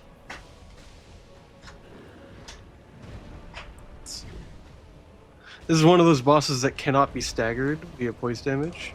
And when he gets about half health, he enters his second phase where he starts using magic. Right there, he got probably the worst option, which is the rain, which is just slow. No. It's not that hard to deal with. No. That particular RNG was a slam into rain, and if he does a slam into insta rain, if you do the rolling attack, you get the counter hit. That saves one running attack, so it's not the worst option. The worst magic option is what I was referring to. Yeah. Yes. Okay. That particular So that- RNG is like a specific one, kinda like it's you don't see it very often. But yeah, Manus has a phase 2 transition scripted that he must do some magic attack, and he usually chooses between the two. And in this case, when he chooses the rain is the attack that you cannot punish like as efficiently as the shotgun. So yeah, This is now really it's cool time right for here. infamous butterfly strat. The only case when we use Nice. Spike for move swap in a speedrun.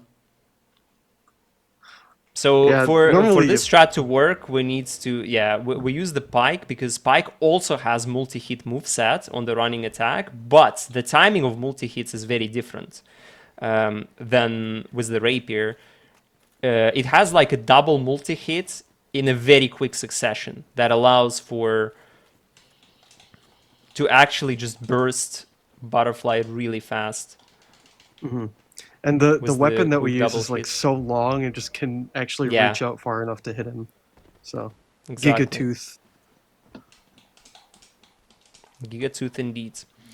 Okay, because we didn't get any of the bonfires in the DLC, we are just back to the Darkroot Garden. And the thing about Darkroot Garden Hidden Bonfire is that it's not a warpable bonfire, so we kind of play around it a lot, routing-wise, because we want for... we don't want to run there from Undead Parish ever again in the run. But yeah, next thing is Sif. I did the quit out during opening the door. Not only the quit out saves a little bit of time, but also it affects the way how Sif behaves at the start of the fight.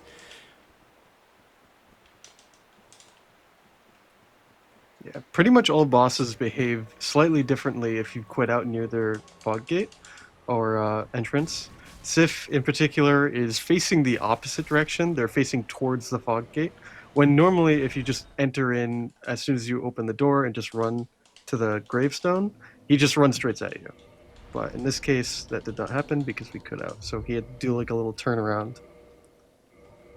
Yeah, the reason why it's good is because it allows us to pick up the Hornet Ring while waiting for Sif. And if you pick up the Hornet Ring and wait for Sif, you as well get a favorable, position in the fight because you can punish certain attacks very efficiently.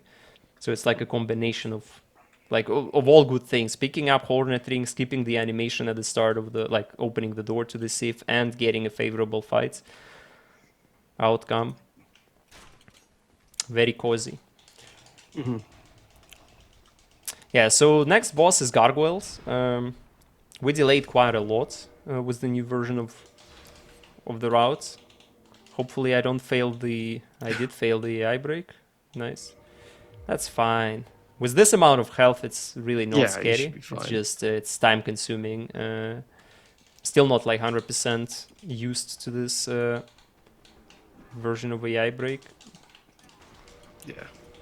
I mean, it's better than doing it Just the old, didn't like in the buffer old the roll. routing where you do gargoyles first, like, and go through reverse hollow room. Yeah.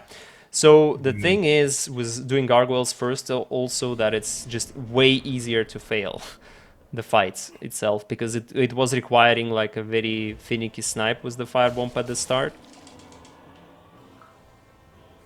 Dude, Obliterate them. why this strat is not working properly? Yeah, I have an opportunity to show off. Oh, you dark side too Oh, actually, early? I don't.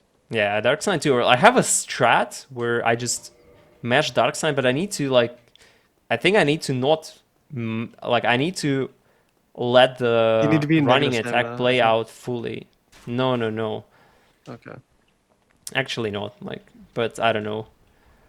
I'm just bad. Maybe it depends on, like, the actual timing of killing Gargoyle and not, like, I don't know. Maybe it's just not as consistent as I thought it is. Yeah, so what happened there is he did kill them, but the game didn't credit Yeah. him for killing him because he left the Yes. fight too early, and now he has to go Yes. back for it to actually count.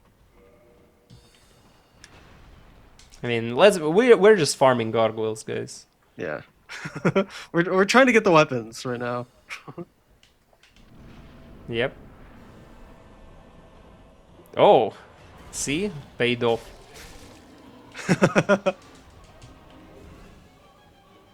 Nice helmet. Damn. See, like, it was worth it. Yeah. We got both halberd and the helm out of farming. Now you only need the shield and the tail axe, I True. suppose. And the tail, yeah.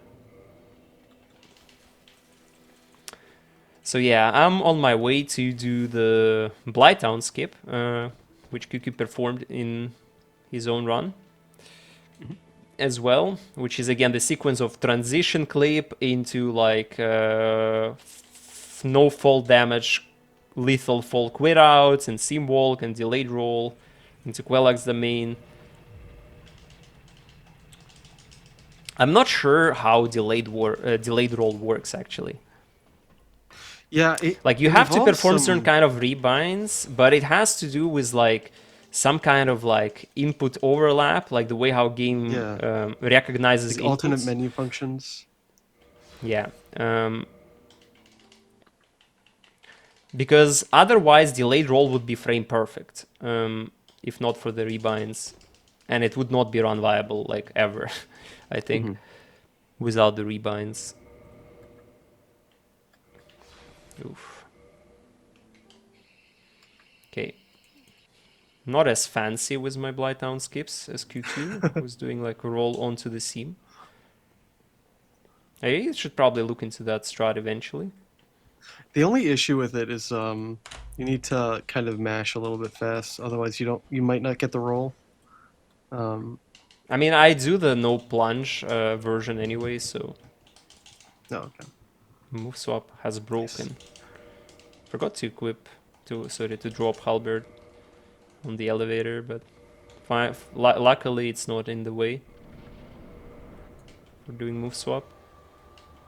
I always really enjoy how you, like, in the old bosses routing, we fight a lot of these early game bosses really late into the run.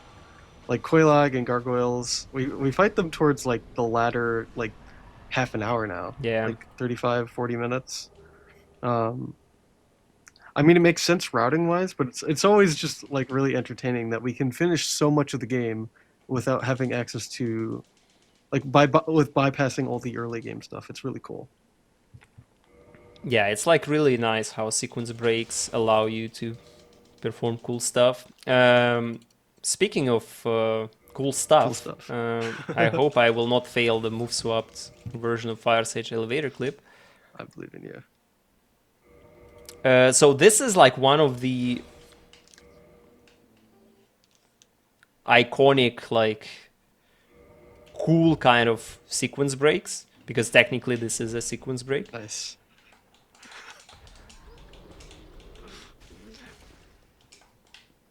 So what happens there is, again, as I mentioned, I mean, that's going to be a hefty stuff to explain, actually, because first forward wrong warp is coming in, and then we're going to have some transition clip out of bounds shenanigans. Oof. Yeah.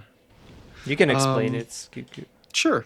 I'll just explain a bunch of this stuff as you do these upcoming segments. So what just happened, how we were able to fall through the world right there and plunge attack Fire Sage's head, is every time that you load back into the game, your character is actually put backwards a tiny bit. Like the standing up animation puts you a little bit further back.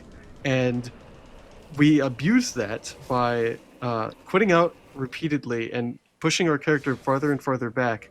But that elevator that we were quitting out next to loads in a little bit slower than our player character. So we can inch ourselves ever so slowly back and back and back until we just fall through the shaft and then can land directly on top of Fire Sage, who's very generously placed right underneath. Yeah, And that's crazy. just plunge attack him. And he doesn't his AI is supposed to start when you enter the boss fog, but because we don't do that, he just sits there and let us wail on him. And right after that, he performed something called a Homered Wrong Warp, which if you're here for the any percent run a little bit earlier, sends you to the default location of the last used bonfire. In that case being Undead Parish, that he warped to. And that sends us to the little place right next to all those hollow soldiers, where Yeah. he did another railing jump and went down to Capra Demon and did a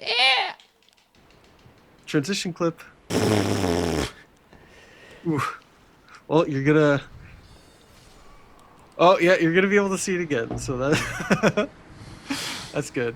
Yeah, guys. I'm just giving you like yeah, an you're giving me opportunity a to window watch it while I'm explain more. actually doing it. Yeah.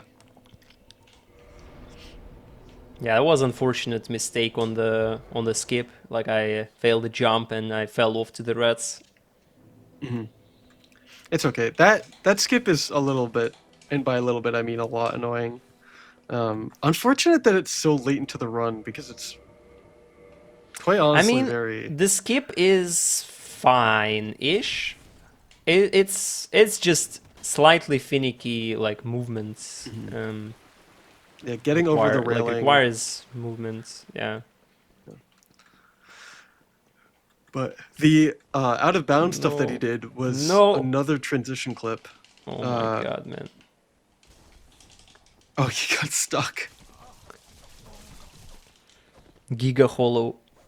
Giga Hollow, Giga Wide.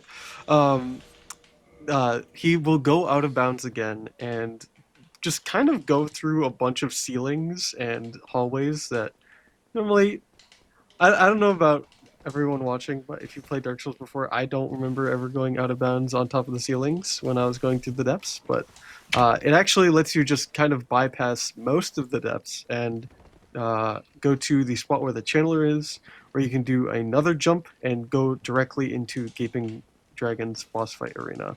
So I don't remember the reason to do all of this is is just to save time. I think it's like 15-ish seconds. Yeah. More or less. It's also like a very good advantage of this pathing over regular depth is RTSR setup. Because you can use fall damage to set up your RTSR very consistently. Otherwise, like you depend a lot on like what have happened like before Capra, after Capra. Like it's really annoying to carry over RTSR into the gaping fight without this parkour section. Yeah, that's one thing I have appreciated a lot, especially with the routing for RTSR, is like finding consistent setups for it is a big part of the run and time saves. Mm-hmm. Yep. Nice. Okay, actually, it's time for a strat that QueueKyoo have found for all bosses. Me? Yay! You. Centipede AI break. Mm-hmm. The bulldozer method. At least the version. Yeah, the Yes. bulldozer version of Centipede AI break. Yeah. Normally you go into like the middle of the arena and kind of fight like and scrap with the centipede demon a little bit, but we can use the AFK method to break the centipede's AI mid walk cycle, so they continue walking at us, so we can get to a better spot in the arena. And right now, you'll see centipede is right on us, but not actually doing anything until we initiate the attack. And That just was a little bit scuffed yeah, fight, but that's fine. nice. Just I didn't get I the forget double how much time it hits saves. on I the think it's like opener. 6 or 8 seconds. I think it saves like 2 seconds, I think. It's like saves Is it almost really? nothing. The I thought biggest it advantage saved, of like, this 6 strat, it seconds. saves like very little. It saves very little time. The biggest reason to use this strat is that you remove the like you basically exchange RNG for execution difficulty. Like the AI break version of the fight is just much more reliable if you're good at it compared to the regular version of the fight. Mhm. But no, it doesn't save that much. I think it's like 3-4 seconds. I would probably Maybe guess I'm in that confusing it range with at most. like a different routing, because I also tested it for like no run warp and SL1. Maybe, yeah. But yeah, that strat was found by that exact like method was found by QueueKyoo. Props to him. The only strat I ever found for all bosses in DS1 was looking down after entering. For the dogs and Capra Demon. Yeah, Yes. yeah. I was very proud of finding it because I was going insane over these dogs.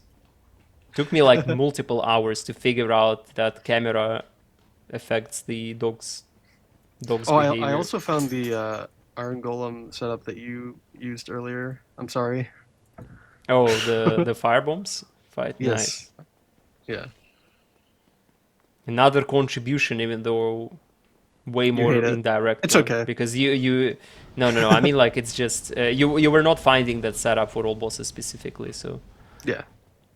it was like indirect contribution.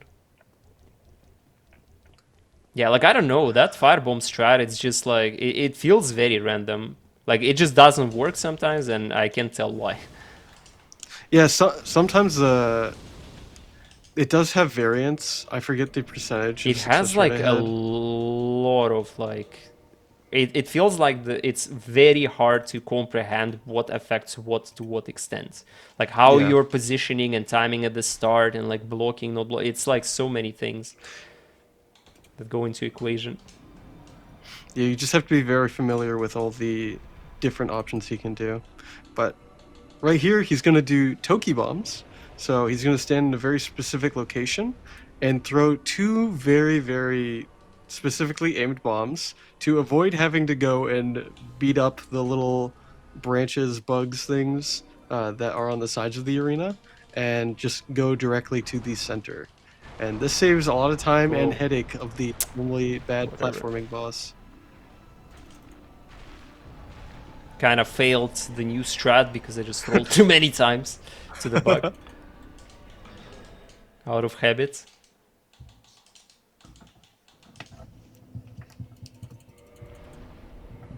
Ancient time tested strat, exactly. Okay, so here I'm gonna perform another homeward wrong warp. This time to go fight Ceaseless Demon.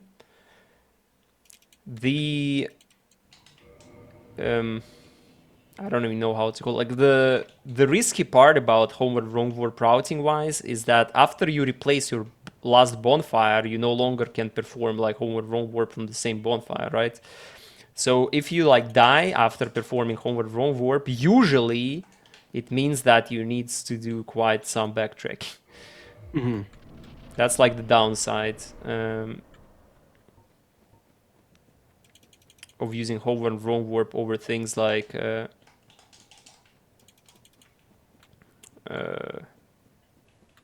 what is it called? Like the township, purple colored crystal Oh yeah, wrong yeah, yeah. warps. Yeah, item swapping with purple covered crystal. I don't know if that's ever been used in the boss's routing though. Has it? It was for many years, I think. Let's see. Before my time. Oops. Well, maybe not for that many years, but for quite a while. Purple colored crystal was used. But the convenience of homeward wrong warping is that if you homeward wrong warp from the bonfire that you need to warp back to next, you end up in a very convenient situation. Because the feature of DS1 is like when you warp to the bonfire, to another bonfire, game does not set the bonfire that you warp to as your last bonfire, unlike in future games. You actually have to rest at the bonfire that you warped toward for it to be your last bonfire. So it allows for some like shenanigans and optimizations. The bad thing is though, you cannot pick up the bonfire by just lighting it. You must rest at it. So yeah. Here I'm gonna perform a skip that is called seal skip, also ancient techniques. The version of doing it is also ancient, but less ancient and a little bit more advanced, hopefully. Seems like it worked just fine. So I'm using running attack here to perform seal skip, but the essence of how seal skip works is that you cancel out fall damage. Like you walk off from the slope, and when you fall down from the slope, the fall damage calculation happens with the delay. So just like with some other fall damage cancel situations, you just quit out. You just quit out before the game is able to apply full damage to you, but your stored position is already at the bottom. Whoops.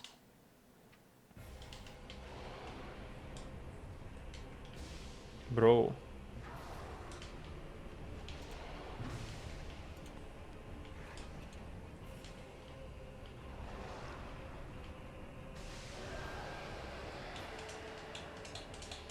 Yeah, luckily killing the first king affects nothing as long as you kill him fast enough. Because second king always spawns with the exact same timing. Yeah, a lot of runners use the rolling actual attack actually in-game doesn't music help. to know Yeah. when the kings are actually going to spawn. Yeah. Correct me if I'm wrong. Dropping the item there is to also just kind of Navigate. remind you, to navigate Yeah. where the next king spawns in. Yeah, exactly. We are in a little bit of a void, so navigation is key. Yeah, like because in the abyss it's very hard to see where you are relative to where you have landed. It's also that we like enter in the fight from the out of bounds part. So we start the fight not from the usual spot, so to speak. So that also contributes to a little bit of confusion over where the kings are, but yeah, the kings always spawn in the same places in the arena. So by knowing where you landed, you can navigate yourself around kings.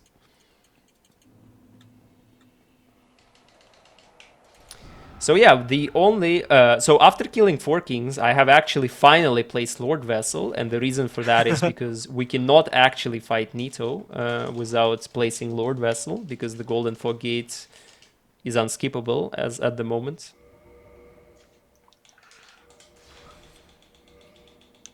Maybe someday we'll find a way to skip it, but Oh my god. right now, I got no. mega confused about have Giga failed AI break, I think, but I was mega I confused wasn't even aware that you because do an AI break at this point now. oops. I mean, I can do delayed rolls consistently to justify delayed rolling here. I mean, I think you, even if you plunge and delay roll, you still AI break, but I'm not sure. It's just to, the reason why you AI break here is in order to prevent skulls to interrupt your fall. Mm-hmm. Because there are floating skulls enemies that can spawn like in the line of your fall, and if like they actually have a collision and you will bounce off them, and that will ruin the setup for air rolls. It would Tomb be of the very, Giants is a very pretty funny if you Mhm. bumped into one and it sent you into the instant crash zone. But I don't think I've ever had that actually. it's happened to me in Glitchless a couple times. Damn. Yeah. Wait, This is remastered all also super crashes? dark. I think remastered Yes, crashes differently. it does crash. It crashes the exact same spot. Ah, okay. I didn't know that. But yeah, here is some like fancy pathing through Tomb of the Giants, despite not seeing any. Like this is a similar situation with Sense Fortress. Like it's very chill. Well, it's less chill than Sense Fortress because the movement is more precise. But once you know where to go and how things are in the area, like the difficulty aspect of like darkness just no longer Mm. a threat. It's basically like 4 or 5 straight lines once you know everything. Yep.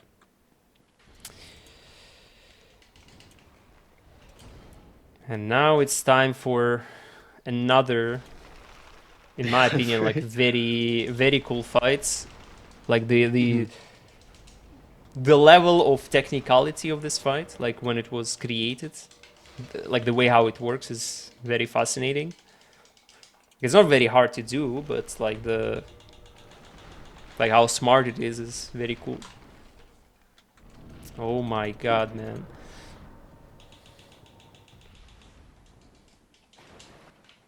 I have to showcase like a super mega rare first frame entrance bat fall version. That's a very rare outcome, okay? So like the version of AI break that I had to do there is like the most rare one Nice. because I got the meme fall. You can have like 1 frame faster drop inside the fight, and that affects like the... But that affects fight only ever if you entered on the first frame. Mhm. And since our last bonfire that we rested at is Lord Vessel, now we're in the kiln just like QueueKyoo did it in his run. I actually have my red soapstone, so I will need to set up my red soapstone. Your red soapstone, yeah. Red soapstone setup. Glistening, squeaky clean right now. Yep. We clean, boys. Yeah, Yep, that's and unlike the only boss left is QueueKyoo, I'm Gwyn. actually... Yeah, the only boss left is Gwyn, and I'm gonna do the parry fight, unlike QueueKyoo did with the move swap, because when you have to parry too many times, it's actually faster to first move swap for a while, and then repost at the end to get the fastest death animation from Gwyn. Because repost death is like much faster than... Yes. And then we also abuse like when we get the instant death, we also abuse the stable ground quit out strat by putting ourselves outside of the fight arena and getting the ending immediately.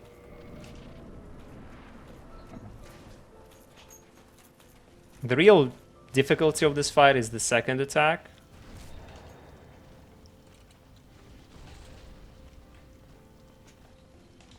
He really doesn't like me. Nice.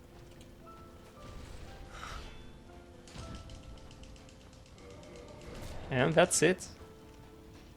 And time. Nice. That was Dark Souls GG. 1 all bosses. That was pretty loose explanation. We have not explained a lot of things, but I hope we covered like at least some of them. DS1 is a very difficult game to explain because of like a lot of things, the way how they work is pretty complicated. A lot of runners don't even know what they're doing in a run. Let's be honest, like why things work one way or another is knowledge only available to the very few people in the community. But yeah, you that very was much. much better run than my last all bosses run I did for an event. That was good. My last run was 121, I think. I mean, I died still quite a plenty of times, but it was like no problem. I mean, I'm so used to like dying in my runs that it doesn't bother me at all.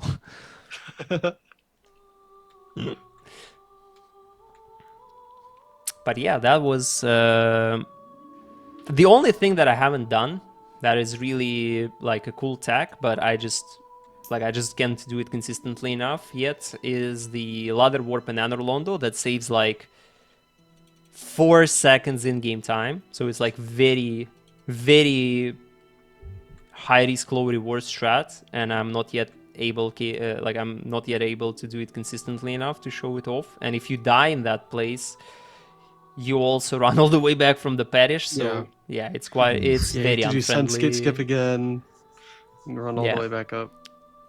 It's like a pretty scary strat. Finishing runs is an underrated skill, legitimately. I guess. No, it is. It is. Yeah, I And- mean, yeah. I think even on my like most practice game, I'm still maybe 10% of runs get completed, which is not great. I mean, I have a very complicated system of how I speedrun games. So like, I have portions Yeah, of it's like scheduling. I have schedule of different games of different categories, and then like every month I play a certain game for a certain amount of time, and also I have different formats where I'm practice and finishing runs, and the formats when I'm grinding for PB. Like so Yeah. it's like a pretty complicated setup. Not too many people having as many issues with their anxiety, I guess. That's like, I Exactly. appreciate that so much, like, because speedrunning is so vast. There are people I know that they finish maybe 3 runs. They reset even on PB pace because it's not the time they're looking for. Yeah. And then there are people who are just, I want to finish runs in terms of practice so I can get better. Like, it's really neat how everyone kind of looks at speedrunning and how they go about their craft in different ways. Yeah, like, so there are different like reasons, but the main reason why I finish a lot of runs is that like when I finish runs, I just don't run for a PB. I'm just booting up a game and I'm doing the run, you know, like I don't care whether it's PB pace or not. I'm just actually trying to do the thing. And in the meantime, I also make some notes about like what I should practice, what I should like do about it. So I'm like just an enjoyer, you know. I have ascended from the PB mentality and I'm just enjoying the gameplay as it is. No, And all like, I the think that's backups, so cool. knowledge. Yeah, I appreciate stuff like that. Like, and it can be tough getting into that kind of no reset, just finish the run mentality, but I appreciate it. Like when you can hit that moment where it's more about the gameplay. Oh, Q, you've turned into a cat. Welcome. It's actually pretty I wouldn't say demanding, but it requires a different outlook on why you speedrun, basically. Yeah. And some definitely. people, like people who go for PBs, finishing runs after a certain point becomes very counterproductive if you hit if your goal is to PB. Like finishing runs all the time is not efficient if you're trying to PB. But the question is what you're like, why you speedrun, and everyone has to answer, and everyone's answer is going to be slightly different. This is why I love speedrunning. It is not a one size fits all kind of thing. And it's like, for me, I enjoy hearing like all the different takes and perspectives on it. All right. So Yeah. I know that the Dark Souls speedrunning community is pretty big. I would say probably one of the biggest around in terms of people who are like poking in it, doing runs. It We have depends. a decent amount of new runners pretty frequently in the remastered section. A lot of the more experienced runners tend to go towards Prepare to Die Edition, which is the version that you guys saw here today. They're separate, like have separate leaderboards, and the remastered version is more accessible. But we do have an influx of new runners for all the games, including the remastered and Prepare to Die Edition. So yeah. What would be like? Say I want to join. What would be like the easiest way to like find resources, find other runners? I would say that the easiest way to join is to go to the Souls Speedrunning Discord.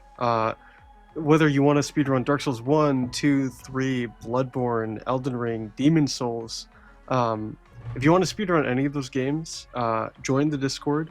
We have dedicated channels towards all of them. Whether you need help with something, or you just want to showcase your time, or just learn more about the game and its intricacies, come to the Discord. We love new runners. We love helping people learn. And if you have any interest whatsoever, we have a wiki with a ton of information on there. The Discord is there. Plenty of members make videos and guides that are also listed on the Discord and wiki. So if you want to join, please feel free. We would love to have you. Y'all got any specific shout outs perhaps to community members or anything else you would care to promote, including yourselves? I would like to shout out two people in the community. Androv for finding a ton of stuff, a lot of stuff, and Eloise for finding a lot of other stuff. Like the main thing that makes the route that I did earlier work, ladder storage. Eloise worked a lot with ladder storage across a bunch of games, and thankfully she was able to find it in the remastered version, and then we were able to apply it in Prepare to Die Edition. So just awesome community who really just loves like digging into little intricacies of the game. So shout out to them. Yeah, like I will shout out the Soul Speedruns community, because it's our community after all. We like it. But yeah, all the DS1 people who have contributed toward like routing and running, it's always like once you speedrun for long enough, you realize how important it is for people to share knowledge, to put effort into things like glitch finding, strat refinements, like routing, all of these aspects. Like without people working on it like continuously, the game would not evolve for as many years as dramatically. Like it's really hard to see like from the outside, like when you're just a viewer. But once you start like running, and you have been running for a while, you start to appreciate like how much effort is put in like the route that you see. Like the final result is like takes a lot from other people. Huge community effort. Yeah, it's always like a very serious work. Old. Yeah. I mean, like Duke Skip and Toki bombs are as old as the game, pretty much. So yeah, they're very ancient. All right. Well, where can we find both of you if we need to, toss you a follow, or I know it's September or whatever. Dan actually has a little thing, but I'm everywhere pretty much as the name that appears on screen. QueueKyoo, QueueKyoo. If you want to give me a follow or pretty much anything, you can find me pretty much anywhere there that I actually am. Um, yeah. Yeah, I mean, I have my Twitch channel called Danflesh111, where I stream video games. I stream pretty regularly, but I stream at like most random times ever. Like it's real randomizer when my streaming times. But yeah, if you are into Dark Souls speedrunning, or you are an enjoyer of like seeing a person to finish a run, even if it's 25 minutes slower than their PB, like yeah, you're welcome. Well, gentlemen, I appreciate both of you offering your time to me, us, and the audience here. It's like I said, it's something that I've not really dabbled in. I think the closest I've gotten to like Speed Souls is like working on Elden Ring bingo, but like I've always been just incredibly impressed with like the work and the continual evolution of DS1 as like an outside viewer. So it's really cool to be able to like set this up and watch this. So I really appreciate it, and thank you for your time today. Yeah, thank you for having Yeah, us. It's thank been a you pleasure. for having. Yeah, I mean, I wouldn't be there if not for the Kyo, because Kyo is like my acquaintance. So when I saw Yeah. his name show up, I was like, yeah, like I know this guy, so might as well do some stuff for him.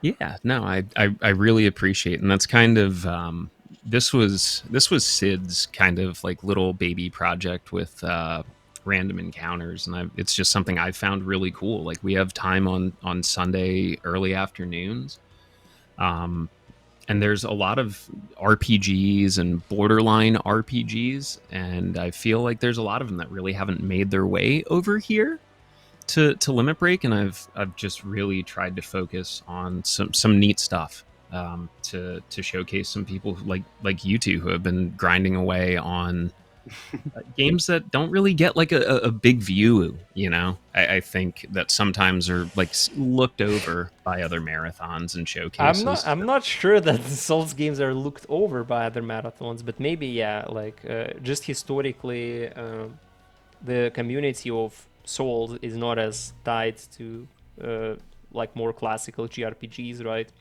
Mm-hmm. So like there is Yeah. definitely like a gap because it's like different genres, different games. But yeah, I would definitely not say that they're overlooked. Yeah. They're pretty popular for marathons. Overlooked on Limit Break, but yeah, you nailed it on the Yeah, head. Like yeah. it is not always specifically considered like an RPG, but I'm sure we've all grown tired of splitting hairs onto, well, what exactly is an RPG? So it's more of, I think this is cool, I want to put it on this channel, and we don't have to debate it. Yeah. Speaking of, I believe, Sid, you have a couple shows planned. If you wanted to clue in the audience what we have coming up schedule wise. There we go. Yeah, I was muted in there as much as I wanted to yap. Ashen knows to keep the leash tight. Yeah. So like Kyo said, honestly, there's a lot of RPGs that don't get to our channel too much, and I think it's important to point that out and let people know that even though what you see is this kind of very narrow margin, it ends up becoming what's submitted to us. But like things like Dark Souls and other communities like that are more than welcome to submit to our main event. Let me know if you guys want to run a show here on Random Encounter. Feel free. If you haven't seen it, it's not because we don't like it, because we just haven't had it submitted. So I'm going to go over our calendar real quick. I did look into this the other day. We actually have it pinned in one of our channels on RPG Limit Break in the public Discord, so you guys can always find it there. There's also a panel below our Twitch page that also has that link. Someday we'll have it on the website, but someday is a long time away. Hopefully closer, but who knows? So the big thing coming up is October 5th. We actually have the PK Scramble, what we're calling it a Tournament of Champions, but it's the four champions of the actual race series of PK Scramble. So it's going to be very good. Actual 3 races. It's going to be 1 bracket, 2 bracket, then final. We were considering doing a lot longer one, but we thought the runners might have a little bit of an issue with too much seed bleed. But that'll be a really great show. Ashton's going to have to work really hard for that one. So if you're interested in the tech stuff, you'll be able to see a lot of really cool stuff that we've got set up. October 12th, unfortunately, we did have to make a slight change. Initially, we were going to do Golden Sun: The Lost Ages with Bowie. Bowie having several things going on with his life, having a child soon, and any other IRL issues. Bowie has not been able to actually practice at all. So we're going to be doing Off with Kyoshi Cadre. We're going to actually be showing the new version and the OG version. And the OG version is much easier than the newer version. So you guys will get a good idea of whether you want to play it or not, which version you want to play, and a few other things like that. Then for the end of the month, I am basically off. We have the Fresh Files podcast with Blue Blaze Wolf and Gil. You want to? No? All right. It's going to be MBW with Kyo as the host for the Fresh Files podcast. I'm not sure what our topic will be. I'm finding that out right now, but we'll have that posted on our channel and calendar as soon as possible. And then Cell is doing a hidden. Yeah. What was that? What was that? I'm personally, I'm still in shock. I didn't know Bowie was having a kid. Ah! Yeah, I heard that too, and I was just like, okay, man, I respect it. It's a lot. Cool, man. So we were trying to plan around it, but unfortunately, it didn't work out that way. I'm glad that Bowie's moving on in life, though, and keeping moving forward. All right, Q. I have one last question. Apparently, what is the name of your magical floof wizard? Oh, it's Titan. His name is Titan. It was almost Tarkus for the Dark Souls question, for the Dark Souls character. But I figured since I was gonna get such a big cat, I needed to give him a big name, and he also has a big personality. He likes knocking over my computer and monitors during runs. Like in my any percent world record, he almost killed the run at the very end by stepping on my keyboard, but he's right here. I'm petting him. Yep. Let me.